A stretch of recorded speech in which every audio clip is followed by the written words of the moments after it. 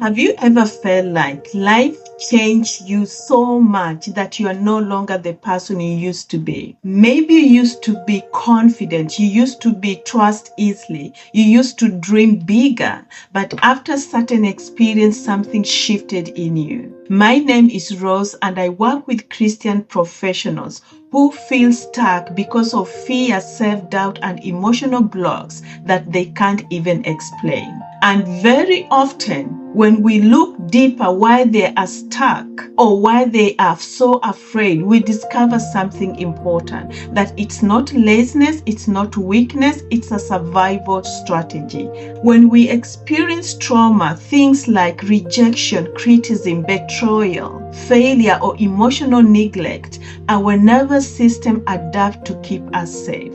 So instead of living from who God created us to be, we begin living from who we had to become to survive. We might become more cautious, more anxious, more controlling, more people-pleasing, more afraid of failure, not because that is who truly you are, but because your nervous system learned, this is how I stay safe. The problem is survival is not the same as calling. The Bible reminds us of God's original design for us. In 2 Timothy 1:7 it says, "For God has not given us a spirit of fear, but of power, love, and sound mind." And this is what I mean. Fear and constant anxiety were never meant to define your identity. Many times they are the results of wounds, not the truth of who you are.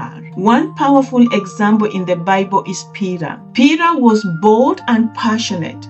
Jesus even called him the rock on which the church will be built. But when Peter experienced fear and pressure during Jesus' arrest, something shifted. He denied Jesus 3 times. In that moment, Peter shifted into survival mode.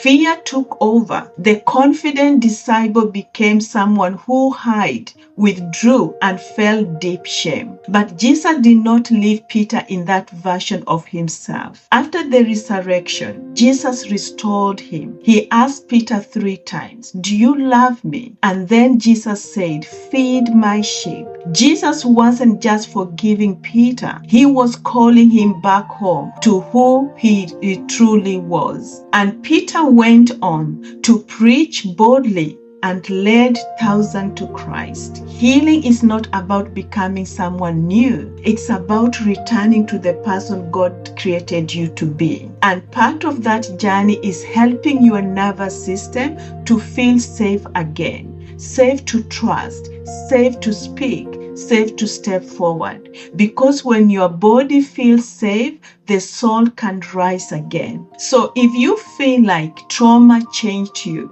please remember this. It may have changed your behavior, but it did not change your calling. God still sees the person He created, and healing is the journey of coming back home to that person. If this message speaks to you, feel free to share your thoughts or questions in the comments. I try to read them and answer many of them in my free live webinar called Unstuck and Unshaken. It happens at the end of every month. If you have a question about fear, self-doubt, trauma, or feeling stuck, drop below and I might answer it in my next live webinar. And if you'd like to join the webinar, the link is on my bio. I would love to see you there. God bless.